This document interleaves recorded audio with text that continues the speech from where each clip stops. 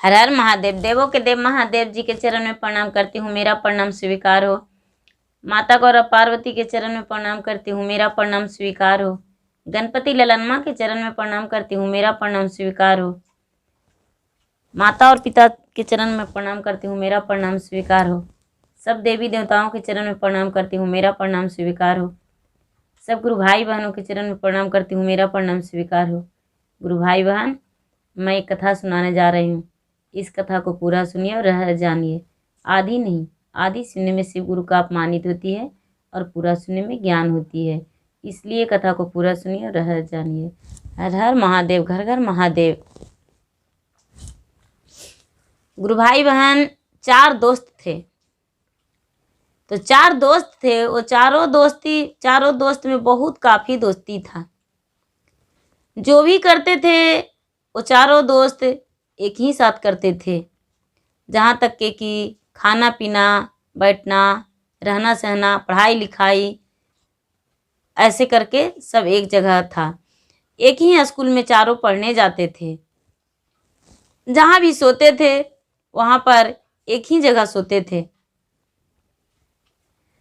चारों का विचार हुआ कि अब पढ़ाई लिखाई छोड़ देंगे और कहीं प्रदेश घूमने जाएंगे। चारों ऐसा सोचे कि प्रदेश घूमने जाएंगे, तो चारों अपने माता पिता से पूछे कि हम देश प्रदेश घूमने जाएंगे।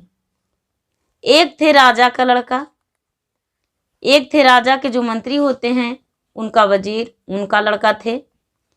एक थे बढ़ई के लड़का और एक थे लोहार का। तो चारों चल दिए वहां से।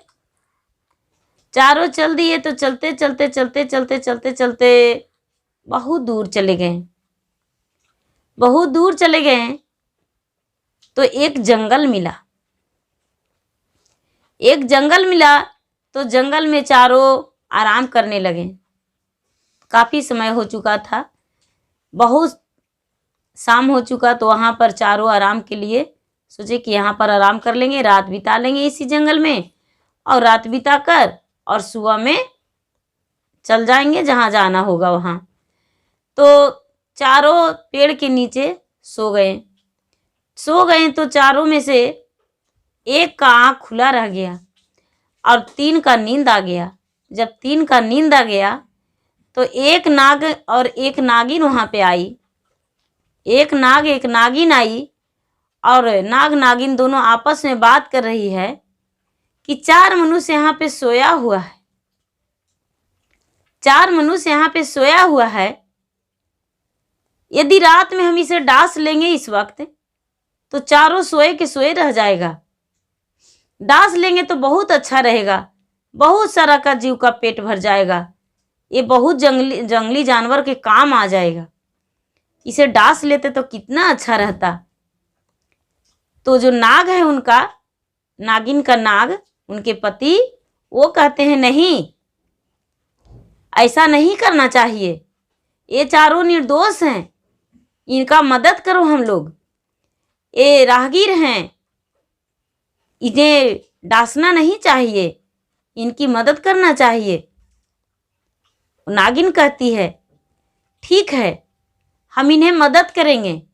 क्या हमारी कन्या से ही विवाह कर लेगा जो हम इसको मदद करेंगे? मदद नहीं करेंगे। ये नागदेव कहते हैं नहीं, तो कन्या से विवाह नहीं करेगा तो क्या हम इसे मार देंगे? नहीं मारेंगे।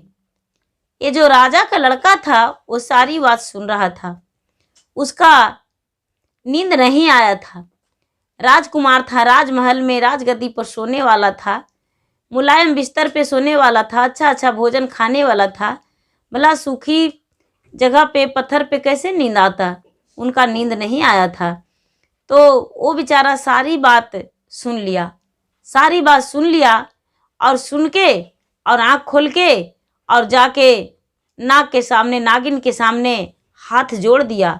हाथ जोड़ के और कहने लगा कि नागरानी, आप मुझे किस कारण से कहते हैं कि डांस लेंगे? आप क्यों मुझे मारना चाहते हैं? क्यों डांसना चाहते हैं? नागिन कहती है मेरा एक कन्या है, 12 वर्ष से कुमारी है, 12 वर्ष की कन्या है। वो कन्या जो है वो नाग कन्या है, उससे कोई भी विवाह करने को लिए तैयार नहीं है। कितने राहगीर आते हैं इस जंगल में, राजकुमार आते हैं शिकार करने को लिए, कितने से हमने हाथ जोड़े हैं, गिड़गिड़ाए हैं, कोई भी उनसे शादी करने को लिए तैयार नहीं है। इसीलिए हम चाहते हैं कि इस जंगल से कोई मुसाफिर को पार नहीं होने देंगे, और डांस लेंगे तो उसका मृत्यु हो जाएगा और मर जाएगा, क्योंकि मेरी बेटी जो है वो कुमारी रह जाएगी, तो भला हम किसी मुसाफिर को कैसे जीने देंगे, कैसे जीवित छोड़ेंगे। इसीलिए सबको डांस लेते हैं, इसीलिए हम डांसने के लिए कह रहे हैं। ये जो राजकुमार है वो कहने लगा कि नागरानी आप चिंता मत करिए, आपको कन्या से हम विवाह कर लेंगे। आप अपना कन्या के मुझे बता दीजिए और मिला दीजिए, आपकी कन्या से विवाह कर लेंगे। राजा का जो पुत्र था वो ये भी नहीं देखा कि वो नागिन है या नाग कन्या लड़की है या कोई परी है, ये भी नहीं सोचे, और शादी करने के लिए अपने दोस्त के जीवन बचाने के लिए तैयार हो गए। जब तैयार हो गए तो ये जो नाग और नागिन थी दोनों अपने स्थान पे ले गए उनको। जब अपने स्थान पे ले गए तो ये स्थान में उनके गए जहाँ नाग नागिन रहती थी, जहाँ उनका घर था, जहाँ उनका घोंसला था, जगह था, वहाँ अपने मान में ले गए। तो देख रहे हैं कि उनका मान में तो बहुत विचित्र, बहुत सुंदर एक भगवान का मंदिर है, सोने का शिवलिंग है और भगवान का मंदिर है, और भगवान के मंदिर में वो जो नाग कन्या है वो नाग कन्या पूजन कर रही है। नाग कन्या पूजन कर रही है। ये राजकुमार गया तो नागिन से कहती है कि तो अपनी कन्या को मुझसे मिला दीजिए। ये नागिन अपने कन्या से मिलाई और बोली कि मेरा कन्या यही है। ये राजकुमार तो देखा और देख के और मूर्छित होके गिर गया। ये जो कन्या थी वो कन्या उठाई और उठा के और कहने लगी, आपको क्या हुआ, किस कारण से आप मूर्छित होकर गिर गए हैं। ये राजकुमार बोले, नहीं ऐसा कुछ नहीं, बस ऐसा ही हम गिर गए। फिर भी नाग कन्या जो थी वो परी थी, नाग लोक के परी थी। वो राजा के बात, मन की बात वो समझ गई और वो जान गई कि राजा किस कारण से गिरे हैं। राजा तो ऐसा कभी कन्या देखे ही नहीं थे, ऐसा लड़की देखे ही नहीं थे, इस कारण से ये मूर्छित होकर गिर गए। जब मूर्छित होकर गिर गए, लड़की हाथ पकड़ के उठाई। राजा ने उठे और रानी, वो जो नागरानी थी, नागरानी पूछी तो राजा बोले ऐसा ही गिर गए। राजा शादी करने के लिए तैयार हो गए और नागिन से बोले कि ठीक है, आपकी कन्या से हम शादी करने के लिए तैयार हैं, लेकिन मेरा तीनों जो दोस्त हैं वो भी मेरे साथ रहेंगे और आपको कन्या के साथ हम विवाह करेंगे। बोले ठीक है। ये नागिन जो थी, नागिन अपने कन्या के विवाह के लिए तैयारी कर दी और वही जंगल में शादी का व्यवहार, विधि विधान, रचना रचा गया। शादी के मड़वा भतवान जो भी करना था नागिन को वो कर लिए। नाग को, बहुत सारे नाग को निमंत्रण कर दिए अपना कन्या के विवाह में। बहुत सारे उनके जितना जो थे निमंत्रण में आए हुए सब नाग और नागिन ही थे। और नागलोक के जो नाग राजा थे, नागलोक जहाँ नाग का लोक होता है, वहाँ से नाग राजा का निमंत्रण नागिन की। जब नागिन निमंत्रण की तो नाग राजा आए उनके शादी में आए। विवाह, राजा और नाग कन्या के विवाह होते हुए जब देखने लगे तो सोचते हैं, कहने लगे कि अरे ये कैसे हुआ, ये तो एक राजकुमार है और नाग कन्या से विवाह कैसे हो सकता है, नहीं ऐसा नहीं होना चाहिए। ये जो नाग कन्या है वो कहती है, नहीं महाराज ऐसा बात नहीं है, ये जो राजकुमार हैं ये मेरा पहला जन्म का पति हैं, ये मेरा पहला जन्म में पति थे, ये भी एक नाग थे और हम नागिन थे। हम नाग कन्या नागिन के उद्र से ही पैदा लिए हैं, लेकिन एक राजकुमार में जन्म ले लिए, एक राजा के घर में। यही मेरा पति है, मेरा विवाह इन्हीं से लिखता है, मेरा विवाह इनसे नहीं होगा तो विवाह नहीं होगा। वो शादी विवाह जब हो गया तो नागिन कहती है, पुत्र मांगो, जो दक्षिणा है वो मांग लो और अपना घर जाओ। ये जो राजकुमार है बोला, नागरानी आपसे कुछ नहीं चाहिए, बस एक निशान हमको दे दीजिए। नागिन कहती है, आपको क्या चाहिए, आप जो कहेंगे वही हम देंगे। ये नागिन से राजकुमार जो बोले, हमें आप अपना नागमणि दे दीजिए। नागमणि वो नागरानी खुशी खुशी अपना नाग से बोलकर और नागमणि दे दी। नागमणि ये राजकुमार रख लिए और राजकुमार रख के और चारों वहाँ से चलने लगे। चारों वहाँ से चलने लगे तो चलते चलते चलते चलते चलते चलते अपना घर आ गए। जब घर आ गए तो घर गए, माता देखी तो कहती है कि अरे मुझसे बिना पूछे और तूने शादी कर लिया, हम घर नहीं ढुकने देंगे, मेरा घर से तू चले जाओ। ये जो राजकुमार था वो अपना घर त्याग दिया, त्याग कर और अपने पिता से पूछकर कि पिताजी थोड़ी सी हमें ज़मीन दे दीजिए, हम आपके घर नहीं रहना चाहते हैं क्योंकि माँ घुसने को लिए नहीं कर रही है, आप थोड़ा सा मुझे ज़मीन दे दीजिए। उसके राजा थोड़ी सी ज़मीन दे दिए और ये जो राजकुमार कुरुक्षेत्र में जहाँ परित ज़मीन था वहाँ रात बिताने को लिए तैयार हो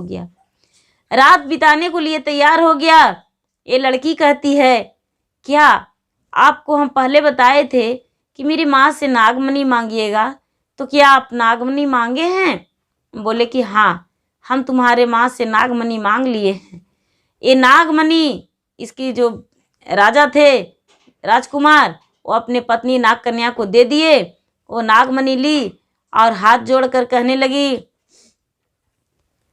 सात रति आज गुरु जी, 7 दिन बीतल जी, अरे नहीं मिलई अनमा से पानी जी, हडिया के डेरी आए गुरु जी, बीतई मोरा रतिया जी, अरे अमृत के धरवाना है दर्शन जी।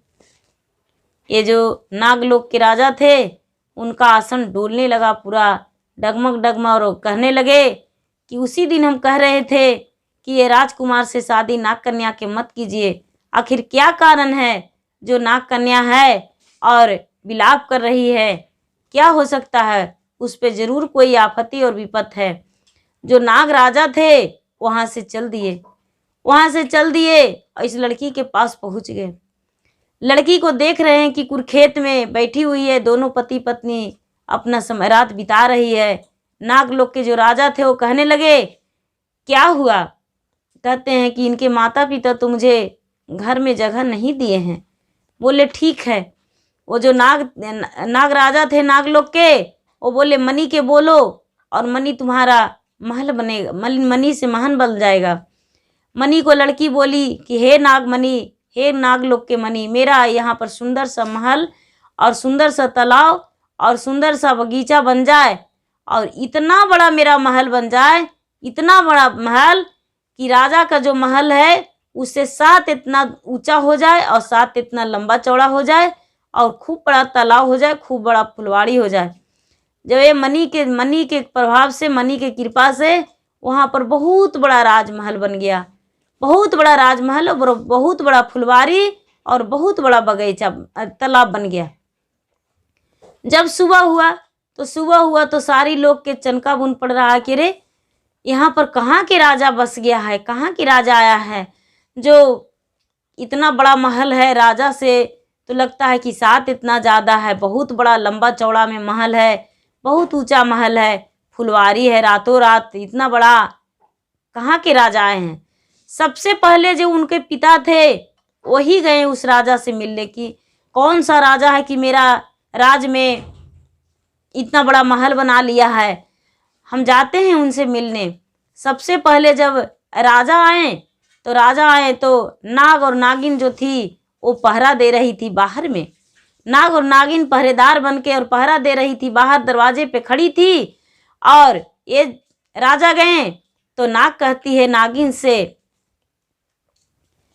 न बही महीना माता ओद्रा में रखलन जी, बतीसोवा दूधवा पीलावलन जी, सात बरिस माता गोद में खेलावलन जी, कौने करन में बेटा के निकालल जी। तो ये नागिन जब ऐसी बोलती है तो ये नाग कहते हैं, एक नाम भूले नागिन बेटा से भयल जी, करी लेलन अपन से विवाह जी, ओही करन में नागिन घरवा छोड़ावलन जी, करी देलन बेटा के दूर जी। ये बेचारा नाग नागिन आपस में बात करती है। तो ये राजा कहते हैं, आखिर ऐसा क्या कारण है जो आप बोलते हैं हम तो राजा से मिलने आए हैं। एक नाग नागिन कहती है, राजा साहब आपका जो बेटा है कोई और नहीं है, जो राजा है वो आपका बेटा है, कोई और नहीं है। आप जिसको कल घर से निकाल दिए हैं वही इतना राजमहल बना लिया है बड़ा। ये जो राजा थे वो बोले तो ठीक है मेरा बेटा से मिलने दीजिए। कहते हैं नहीं, पहले अपना पत्नी को लेकर आइए, उसके बाद आप अपने पुत्र से मिल सकते हैं। ऐसे नहीं। राजा घर गए और घर जाकर अपने पत्नी को लाए और पति और पत्नी दोनों बाहर ही बैठे रहे। जो नागिन थी वो नागिन अंदर गई और अंदर जाकर और दोनों को कहें आपके माता पिता बाहर में खड़ी हैं, आपको इंतजार कर रहे हैं। ये जो राजा थे राजकुमार और उनकी बहू बड़े खुशी से प्रात में सोने के प्रात लाएं और गंगा जल लाएं और दोनों के चरण पखारे और चरण पखार के चरण छुए, आशीर्वाद लिए और कहने लगे कि पिताजी आप मेरे दरबार में आए, मुझे बहुत अच्छा लगा। ये कहते हैं राजा साहब चलो अब अपना घर चलो, मुझसे बहुत बड़ा गलती हो गया कि हम आप लोग को घर से निकाल दिए हैं, हम आपको घर ले जाने आए हैं। रानी जो थी वो बहू में लिपट गई, बेटे में लिपट गई और लिपट के कहने लगी कि चलो तुम लोग घर चलो, हम नहीं चाहते हैं कि तुम इधर रहो उधर रहो, घर चलो। जो बहू बेटे थे वो ये राजमहल छोड़कर और जहाँ होना चाहिए वो माता पिता के साथ चले गए और माता पिता उन्हें अपना लिए और माता पिता अपना के अपना बहू और बेटे को साथ में रखने लगे और उनके जो बहू और बेटे थे वो साथ में रहने लगे। जब बहू और बेटे साथ में रहने लगे तो राजा का दिन दुगना रात चौगुना धन संपत्ति बढ़ने लगा। इतना धन संपत्ति बढ़ने लगा कि लोग कहने लगे कि राजा की जो बहू है वो पता नहीं किस लोक से आई है, कौन परी है कि राजा की जो बहू है जब से आई है तब से राजा के दिन दुगना रात चौगुना धन संपत्ति बढ़ रहा है। जब धीरे धीरे राजा के बारे में पता चला कि वो राजा की जो बहू है वो नाग कन्या है, तो दूर दूर से लोग देखने आते थे और उन्हें पुरस्कार देते थे और पुरस्कार देकर उन्हें धन्यवाद करते थे। और ये जो राजा थे, राजा का समय बदलता ही बदलता रह गया। गुरु भाई बहना, जैसे भगवान भोलेनाथ एक राजकुमार को मदद किए कि एक कन्या का विवाह भी हो गया, कन्या से, नाग कन्या से, और नागिन से जान बचा लिए। जैसे भोलेनाथ दया किए उसी तरह सब पे दया करें और अपना कृपा बनाए रखें।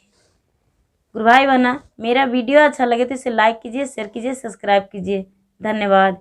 हर हर महादेव, घर घर महादेव।